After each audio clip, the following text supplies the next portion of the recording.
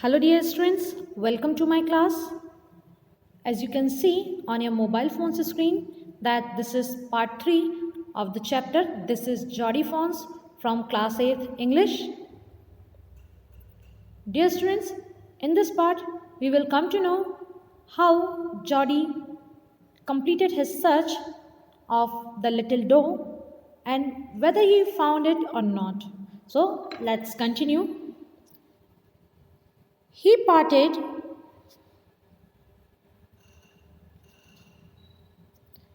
the grass at the place where he had seen the fawn. अब चूंकि Jordi उस dough की तलाश में, उस फॉन की तलाश में कहाँ पहुँच जाते हैं? उस जंगल में पहुँच जाते हैं जहाँ उन्होंने उस हिरन को मारा हुआ था. He parted the grass at the place where he had seen the fawn. और जॉडी ने क्या किया? उस स्थान की घास को हटाया जहाँ पहली बार उसने उस हिरनी के बच्चे को देखा था. It did not seem possible that it was only yesterday. और ऐसा नहीं लगता था कि यह केवल कल की ही बात है. The fawn was not there. लेकिन जो फॉन था, उस हिरनी का बच्चा था जिसे हम फॉन कहकर के संबोधित कर रहे हैं, वो अब इस जगह पर नहीं है. He circled the clearing. और जो जॉडी था उसने एक चक्कर लगाया आसपास की जगह का और उतनी जगह को उसने घास को हटा दिया, साफ सफाई कर दी. There was no sound. वहाँ पर कोई भी आवाज़ नहीं थी. No sign. और कोई भी ऐसे निशानी नहीं दिख रही थी, कोई संकेत नहीं मिल रहे थे. The buzzards clacked their wings, impatient to return to their business. अब यहाँ जो मैंने आपको बजर्ड बताया था कि मांस खाने वाले पक्षियों और गिद्धों का जो समूह था, वे लौटने के लिए अपने पंखों को फड़फड़ा रहे थे. He returned to the spot where the fawn had emerged and dropped on the force. और वह उस स्थान पर लौट आया जहाँ से हिरनी का बच्चा निकला था. On all fours, studying the sand for the small hoof prints. और उसने अपने पैरों के बल रेत पर वो बच्चा जो था वो गिर गया. The night's rain had washed away all tracks except those of cats and buzzards. अब रात में चूंकि बारिश हुई थी तो रात की बारिश ने शेरनी और बजर्ड पक्षियों के पैरों के निशानों को छोड़कर सारे निशानों को धो दिया था. चलिए आगे देखते हैं क्या होता है. Movement directly in front of him startled him so that he tumbled backwards. अब उसने ठीक सामने हुई हलचल ने, इट मीन्स यहाँ पर जहाँ पर जॉडी खड़े हुए थे, जॉडी के ठीक सामने जो अचानक से पैरों के चलने की आवाज़ हुई, जो हलचल होने लगी, उसने जॉडी को चौंका दिया और जिससे कि वो पीछे की ओर लुढ़क गया. The fawn lifted its face to his. और हिरन के बच्चे ने अपना चेहरा उसके चेहरे की ओर बढ़ा दिया. It turned its head with a wide. और उसने एक अपने चेहरे को कैसे बढ़ाया? Turn a wide, wandering motion and shock him through with the stare of its liquid eyes. और जो बच्चा था उसने एक बहुत तेज गति करते हुए अपना सिर घुमाया और अपनी जो उसकी आंखें थी वो कैसी थी? Liquid eyes. इट मीन्स उनमें अभी भी आंसू भरे हुए थे और वो उन आंसू भरी आंखों से टकटकी लगा करके जॉडी को देख रहा था. It was quivering. ये कैसा था? वो कांप रहा था. It made no effort to rise और रन. और उस बच्चे ने, जो कांपता हुआ बच्चा था, चूँकि वो बिना माँ का बच्चा था, पूरी रात उसने उस जंगल में अकेले गुजारी थी, तो वो बच्चा, उसमें इतनी हिम्मत नहीं बची थी कि वो भाग सके, दौड़ सके. Jody could not trust himself to move. अब जॉडी ने भी थोड़ी सी होशियारी दिखाई, उसने भी बिल्कुल हिला डुला नहीं और उसे भरोसा नहीं हो रहा था कि ये जो बच्चा है जिसे मैं ढूंढ रहा हूँ वो मेरी आंखों के सामने खड़ा हुआ है। इसलिए जॉडी को लगा यदि वो अपने आप को हिलाएगा तो हो सकता है ये जो हिरन का बच्चा है ये भाग जाए। ही विस्पर्ड, इट्स मी। धीरे से जॉडी ने क्या कहा, हेलो इट्स मी, तुम डरो मत, मैं हूँ। The fawn lifted its nose, और जो फॉन था उसने अपनी नाक ऊपर की ओर उठा दी। सेंटिंग हिम, और उसे सूंघने लगा। He reached out one hand and laid it on the soft neck. उस बच्चे ने क्या किया, जॉडी ने अपना एक हाथ फैलाया। He reached out hand and laid it on the soft neck. Jody ने अपना एक हाथ फैलाया और उसकी कोमल गर्दन पर रख दिया। The touch made him delirious. Delirious means बहुत ज़्यादा उत्तेजित कर देना। अब जॉडी ने जैसे ही प्यार भरा हाथ उस बच्चे के ऊपर रखा, उसके स्किन को छुआ, उसके सर को छुआ, तो जॉडी के स्पर्श ने उस छोटे बच्चे को बहुत अधिक एक्साइटेड कर दिया।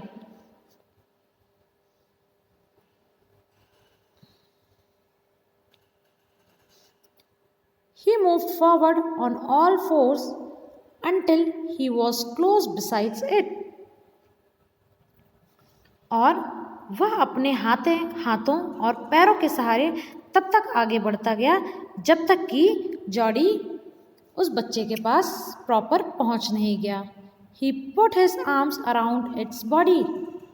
जॉडी ने क्या किए, जॉडी ने अपने आर्म्स को, अपनी भुजाओं को, अपने हाथों को उसके शरीर के चारों ओर डाल दिया। इट मीन्स उसे अपनी आर्म्स में भर लिया। A light convulsion passed over it but it did not stir. अब चूंकि जॉडी जो थे वो एक मानव के बच्चे थे, इंसान के बच्चे थे, और एक दिन पहले ही इंसान ने ही उस हिरन के बच्चे की हिरन की माँ की जान ले ली थी। इसलिए जॉडी ने जैसे ही अपने हाथ उस बच्चे के शरीर में रखा तो हल्की सी ऐंठन और कंपन उस हिरन के बच्चे में होने लगी और वो डर के मारे हल्का सा कांपने लगा। लेकिन फिर भी इट डिड नॉट स्टीयर, लेकिन फिर भी वो वहाँ से भागा नहीं, ना ही हिलने की उसने कोशिश की।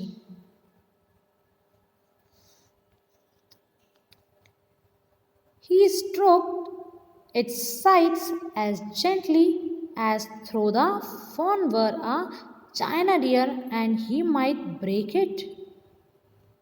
क्या बात बता रहे हैं यहाँ पर जो राइटर हैं M.K. रोलिंग्स, वे कह रहे हैं कि he stroked its sides as gently as though the fawn were a china deer and he might break it.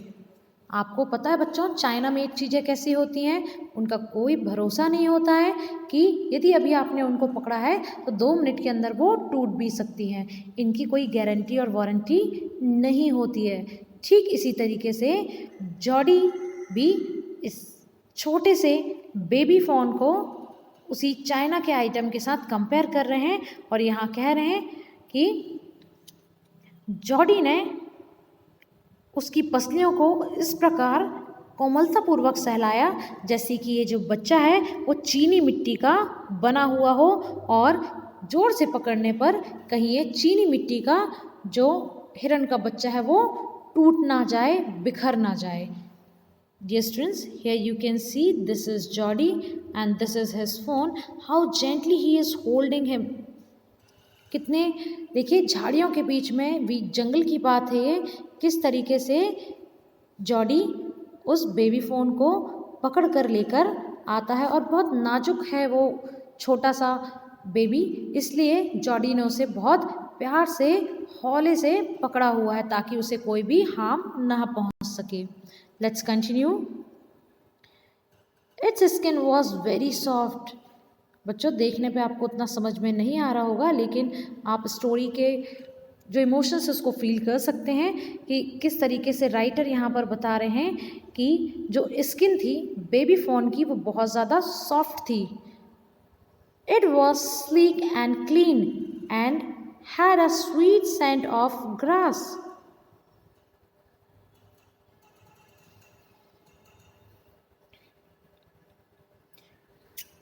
और ये बच्चा कैसा था दिखने में? ये बहुत चिकना था, चमकीला था, क्लियर था, इट मीन साफ और स्वच्छ था. और उस बच्चे के अंदर से घास की गंध बहुत तेजी से आ रही थी. He rose slowly and lifted the fawn from the ground. Jordi ने धीरे से उसे अपनी गोद में उठाया और धीरे धीरे उसके पास उसे धरती से उठा करके अपनी, ये देखिए यहाँ पे उसने उसे गोद में रखा हुआ है और हौले हौले आराम से आगे बढ़ने लगा. Let's continue our discussion here, explanation here. Lifted the fawn from the ground.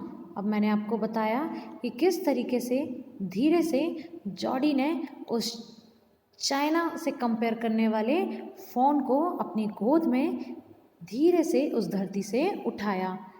Its legs hung limply. कैसे उसके जो पैर थे, उसकी जो टांगे थी वे कैसी थी? लिम्पली. लिम्पली मीन्स वेरी लूज, बहुत लचीली, फ्लेक्सिबल थी. और ये जो पतली पतली टांगे थी वो जॉडी ने जब उसे गोद में उठाया, बच्चों मैंने आपको ऊपर पिक्चर दिखाया तो किस तरीके से आप देख सकते हैं कि उसकी जो पतली कोमल पैर हैं फॉन के वो लटक रहे थे. They were surprisingly long and he had to hoist the fawn as high as possible under his arms.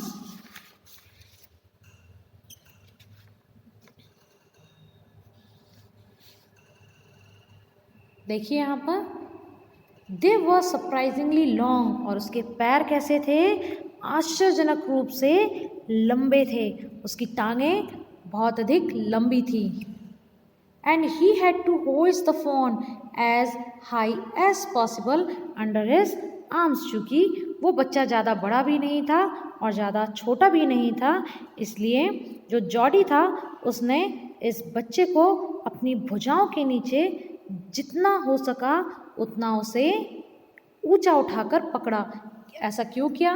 क्योंकि यदि वो उसे ऊंचा नहीं उठाता तो जो लिटिल बेबी है उसकी टांगें बहुत लंबी और बहुत लचीली थी. यदि वो उसे ऊंचा नहीं उठाता तो ज़मीन से, धरती से बार बार टकराने पर उसकी टांगों को हानि पहुंच सकती थी.